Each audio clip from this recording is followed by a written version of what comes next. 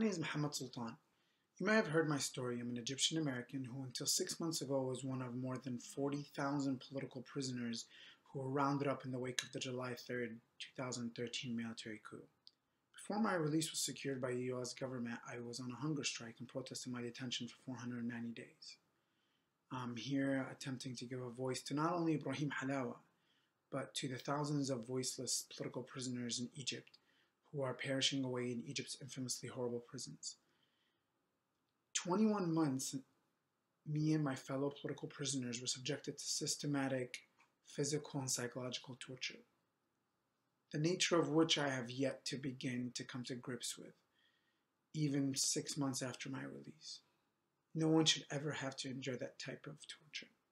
And I had the benefit of my US citizenship. You can only imagine what others who don't have that endure. And I think of Ibrahim, a teenager who got rounded up as a minor as part of the crackdown, who is now in Wadi Natrun prison, a prison I spent some time in. I could only think of how Ibrahim is able to and continues to handle all of this. In that prison and in overcrowded dungeons, welcoming parties of guards and officers lined up 2 rows, we were stripped our underwear.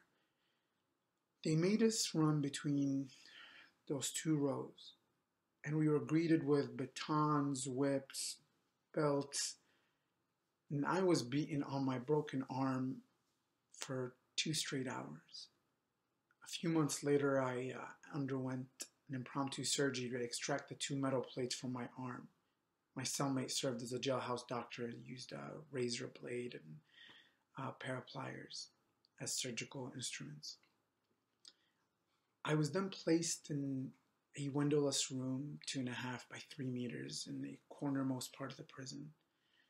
There I underwent 163 days of psychological torture with absolutely no human contact apart from the officers inciting me to commit suicide by passing me razor blades and exposing electric wires.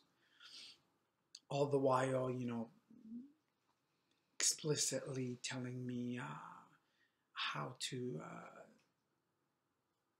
kill myself. My father was also used as a weapon against me, so they would torture him and let me know what they were doing to him as torture by proxy. My detention was an absolute horrendous experience no one should ever have to go through. Ibrahim Halawa, my father, and some of my friends, many others from every political background and ideology, who have loved ones whose lives have been torn apart by this regime's crackdown on its political opposition, remain unjustly detained as I speak to you today. It would honestly be a shame on us, the developed world and the strongest governments in the world, to remain silent and to turn a blind eye to such glaring violations of international laws and conventions.